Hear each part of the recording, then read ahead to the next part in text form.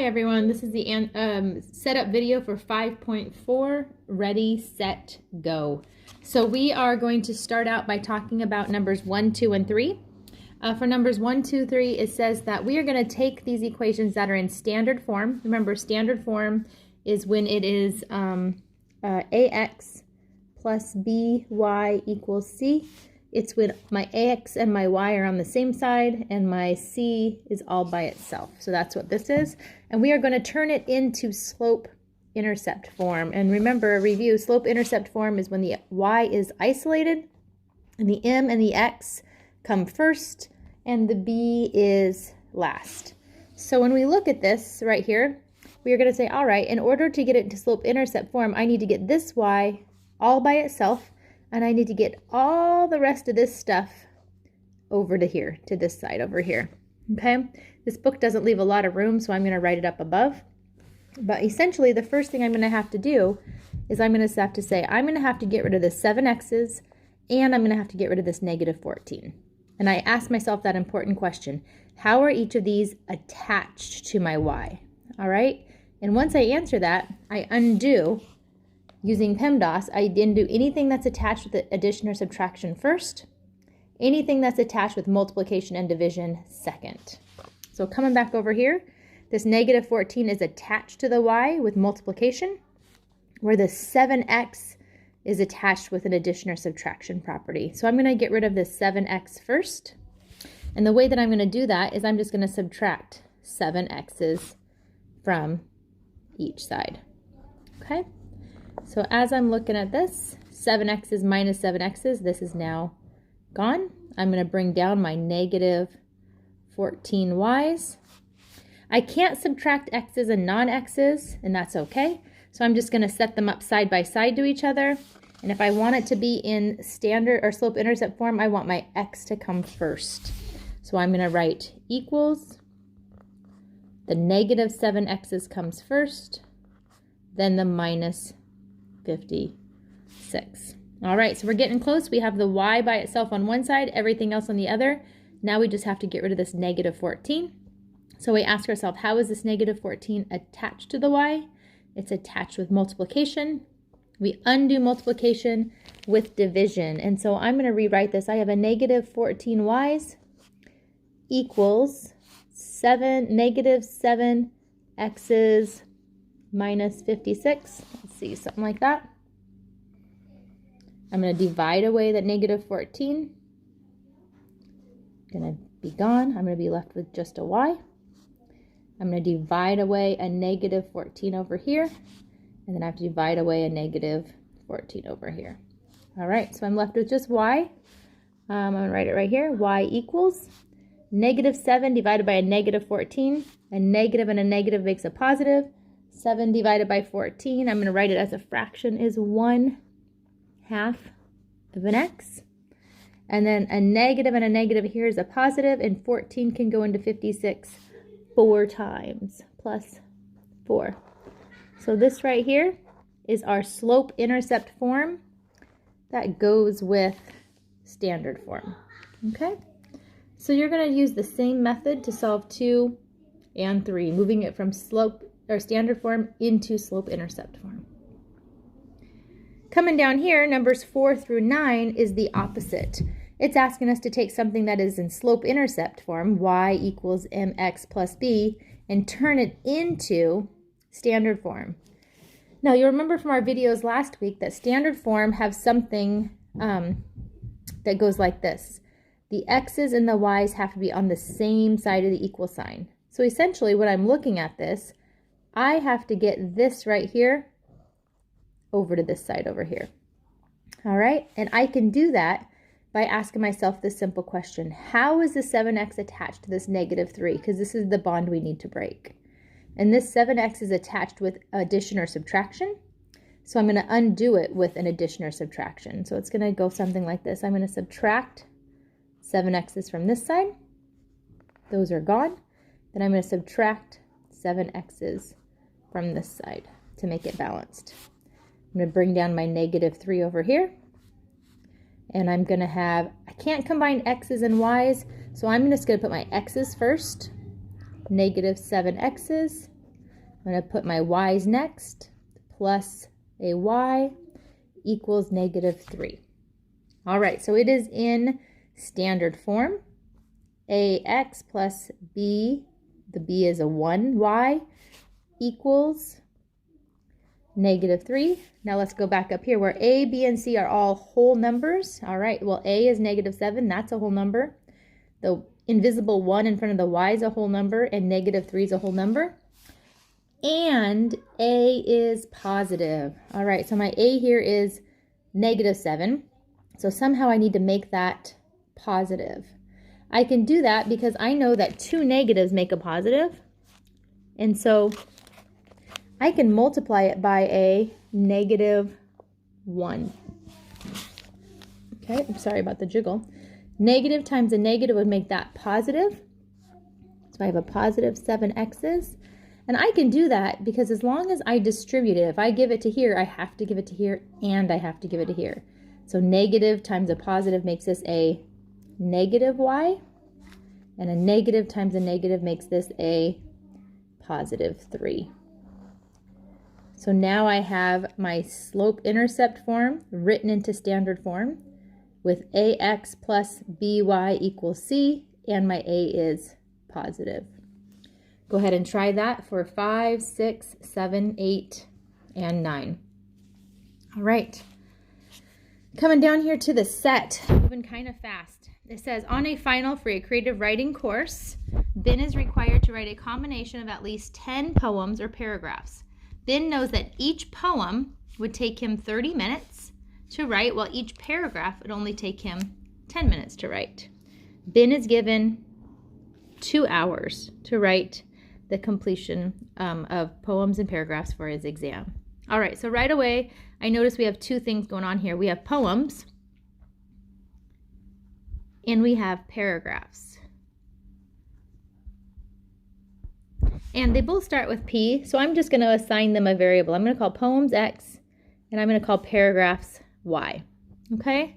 And I know that this first sentence says, Ben is required to write a combination of at least 10. And so I know that his poems, his X's, and his Y's need to be greater than or equal to 10. His combinations need to be greater than or equal to 10. So I'm going to think about some intercepts here. If this is my poems, if he writes 10 poems, he can write 0 paragraphs. Or if he writes 10 paragraphs, he can write 0 poems. And that would be his minimum amount of things that he could write. And so keeping this in mind, poems and paragraphs, says he has to write at least. Okay. Ben knows that each poem is going to take him 30 minutes. So it's going to take him 30 minutes per poem. Remember, poems are our X. And it says it's going to take him 10 minutes per paragraph. All right, so 30 per poem. So it's going to take him 40 minutes for 2 of them. 30 here and 10 here. And it says Ben is given 2 hours. Well, ding, ding, ding. I noticed something's wrong. This is in minutes. This is in minutes. This is in hours. And so I'm going to convert this to minutes. So we're working in the same form. 1 hour is 60 minutes, so 2 is going to be 120. So he has 120 minutes. And it says he's given 2 hours. So he has to finish. He has to be done in less than 120 minutes. He has to be less than or equal to 120 minutes. Okay? So let's think about this for a minute. If Ben decides to write just all paragraphs, he's like, I'm going to write all paragraphs, and he's going to use his whole 120 minutes. If he writes 12 paragraphs, he can write 0 poems, because 12 times 10 would use up his entire 120. If he decides to write 0 paragraphs, he can write up to 120, 30, 60, 90, 120. He can write 4 poems. Okay? That's the maximum number of time he's going to have to write. So what does this mean? It says that we are going to write inequalities from the problems and graph the inequalities. So coming down here to this graph, I thought, Well, if 10 is my biggest x here, and 4 is my biggest x here, then I made my x's skip. And I said I'm going to go by ones, but I'm going to skip one. So skip 1, 1, skip 1, 2. These are my poems. Okay? And then for my paragraphs, my biggest paragraph was 12. And I went up by 11, and I'm going to add one more. I'm going to have 12 up here. This is going to be my paragraphs. And I'm going to graph my intercepts. I'm going to say on this one, 10, I can do 10 poems if I do 0 paragraphs. So I can go up to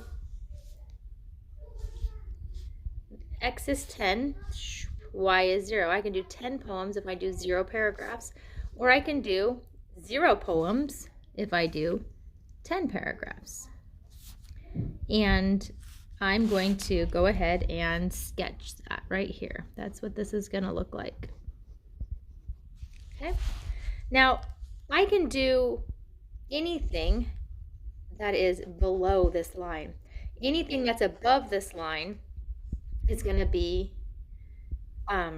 that's a lie. I can do anything above this line because it says at least. It says he needs to do at least. So if I do anything down here, if I do 5 paragraphs and do 0 poems, I am not going to do at least 10. So I can do anything up here, along this line or up here, and that'll satisfy this constraint. Each poem, a combination of at least 10. All right, so now I'm going to come down here, and I'm going to say if I write 0 poems, I can write 12 paragraphs. I can go way up to here, 0 and 12. And if I write 4 poems, I can write 0 paragraphs. So I can write 4. Okay? And now I'm going to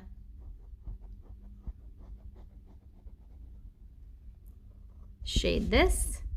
Now, if I only had to write poems and paragraphs and I had all the time in the world, I can do anything up here.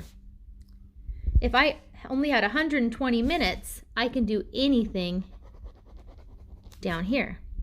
But the part where I'm double shaded is the part where I can do enough time and satisfy my requirements. So where do I have enough poems and paragraphs and enough time?